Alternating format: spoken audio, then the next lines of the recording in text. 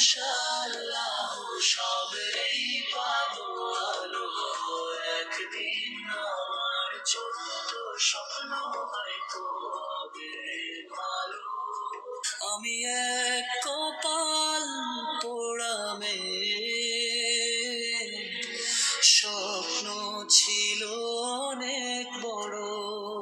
ও আজও বেঁচে আছি বের ভরসা করে। ফেসবুক ইউটিউবের পথে হেঁটেছি কত রাত, অ্যালগরিদম ফাঁকি দিলেও ছাড়িনি আমি হাত।